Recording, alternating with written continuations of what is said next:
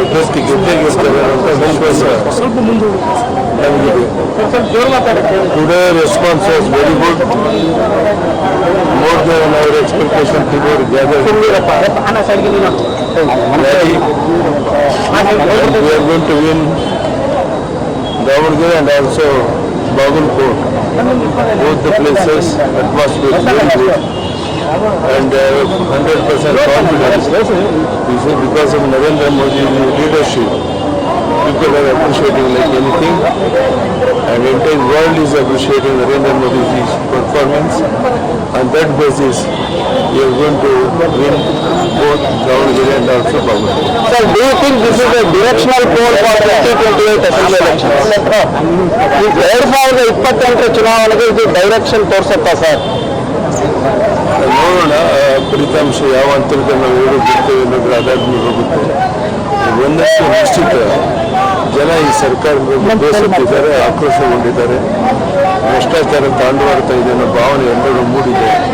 ಅಭಿವೃದ್ಧಿ ಕಾರ್ಯಗಳು ನಿಂತಿದೆ. ಇದೆಲ್ಲಕ್ಕೂ ಸಹ ಜನ ತಕ್ಕ ಉತ್ತರವನ್ನು ಕೊಡುವಂಥ ಒಂದು ಅವಕಾಶ ಎರಡೂ ಕ್ಷೇತ್ರದಲ್ಲಿ ಸಿಕ್ಕಿದೆ.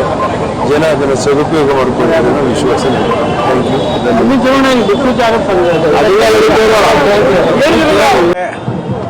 ಈ ಒಂದು ಉಪಚುನಾವಣೆಯಲ್ಲಿ ಭಾರತೀಯ ಜನತಾ ಪಕ್ಷದ ವತಿಯಿಂದ ಶ್ರೀನಿವಾಸ್ ದಾಸ್ಕರಿಯಪ್ಪ ನೇತೃತ್ವ ಶ್ರೀನಿವಾಸ್ ದಾಸ್ಕರಿಯಪ್ಪನವರ ನಾಮಪತ್ರವನ್ನು ಸನ್ಮಾನ್ಯ BS ಯಡಿಯೂರಪ್ಪನವರ ನೇತೃತ್ವದಲ್ಲಿ ಹಾಕಿದ್ದೀವಿ. ಬಹುಶಃ ನಾವು ನೋಡುವ ಹಾಗೆ ದುರ್ಗಮ್ಮನ ದೇವಿ ಆಶೀರ್ವಾದ ಪಡೆದು ಈ ಒಂದು ಮೆರವಣಿಗೆಯಲ್ಲಿ ಶೋಭಾಯಾತ್ರೆಗೆ ಬಂದಂತಹ ಸಂದರ್ಭದಲ್ಲಿ ಭಾರೀ ಜನಸ್ತೋಮದ ಜೊತೆಗೆ ಮೆರವಣಿಗೆಯಲ್ಲಿ ನಾಮಪತ್ರವನ್ನು ಸಲ್ಲಿಸಿದ್ದೀವಿ. ಬಹುಶಃ 20-25,000 ಮತಗಳ ಅಂತರದಿಂದ ಶ್ರೀನಿವಾಸ್ ದಾಸ್ಕರಿಯಪ್ಪರು ಗೆಲ್ತಾರೆ ಅಂತ ಸಂಪೂರ್ಣವಾದಂಥ ವಿಶ್ವಾಸ ಇದೆ. ಭಾರತೀಯ ಜನತಾ ಪಕ್ಷ ಈಗ ದಕ್ಷಿಣದಲ್ಲಿ ಬಾವುಟವನ್ನು ಆರಿಸುತ್ತದೆ ಅಂತ ಎಲ್ಲರಿಗೂ ವಿಶ್ವಾಸ ಇದೆ. ನಿಮ್ಮ ಸ್ನೇಹಿತರು ಯತ್ನಾಳ್ ಅವರು ಡಮ್ಮಿ ಕ್ಯಾಂಡಿಡೇಟ್ ಹಾಕಿದ್ದಾರೆ, ಎಲ್ಲ ಬುಕ್ ಆಗಿ ಅಂತ ಹೇಳ್ತಾರೆ. ಯಾವ ಹೇಳಿದ್ದೀರಿ ಕೇಳ್ರಿ. ನೀವು ಯತ್ನಾಳರಾಗಲಿ ಆಗಲಿ ಏನಾಗಲಿ ಅವೆಲ್ಲ ನಾವು ಹೇಳಕ್ ನಾವು ತಯಾರಿಲ್ಲ. ಡಮ್ಮಿ ಕ್ಯಾಂಡಿಡೇಟ್ ನಾನೇ ಹಾಕಿರ್ಬೇಕು. ನಾನು ಹೇಳಿದ ಕ್ಯಾಂಡಿಡೇಟ್ ಕೂಡ ಅವ್ರು ಏನಾರು ಹೇಳ್ಬೋದು. ಅವ್ರ ಸುದ್ದಿ ನಮಗೆ ಬೇಕಾಗಿಲ್ಲ. ನಾವು ನಿಜವಾದ ಕಾರ್ಯಕರ್ತನ, ಸಾಮಾನ್ಯ ಕಾರ್ಯಕರ್ತ, ಶ್ರೀಮಂತರ ಮಧ್ಯೆ ಒಬ್ಬ ಸಾಮಾನ್ಯ ಕಾರ್ಯಕರ್ತನ ಹಾಕ್ಸಿದ್ವಿ ನಾವು. ಅದರ ನಾಮಿನೇಷನ್ ಆಗಿದೆ, ವಾಪಸ್ ತಗೊಂಡು 26 ಆದ್ಮೇಲೆ ಪ್ಲಾನ್ ಮಾಡ್ಕೊಂತ ಓಡಾಡ್ತೀವಿ. ಅಲ್ಲಿ ಬರ್ರಿ, ಕಂಪ್ಲೀಟ್ ಉತ್ತರ ಕೊಡ್ತೀನಿ.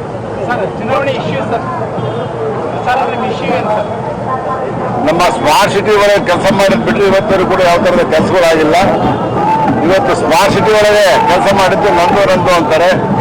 ರೈಲ್ವೆ ಅಂಡರ್ ಬ್ರಿಡ್ಜ್ ಕೂಡ ಹಿಂದೆ ಸ್ಯಾಂಕ್ಷನ್ ಆಯಿತು 49 ಕೋಟಿ ರೂಪಾಯಿ.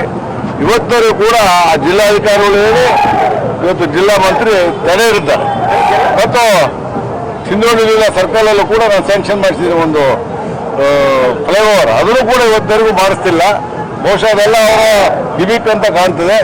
ಇವತ್ತೆಲ್ಲ ಜಿಲ್ಲಾಡಳಿತ ಕೈಗೊಂಬೆ ಹಾಕಿ ಕೆಲಸ ಮಾಡ್ತಾ ಇತ್ತು.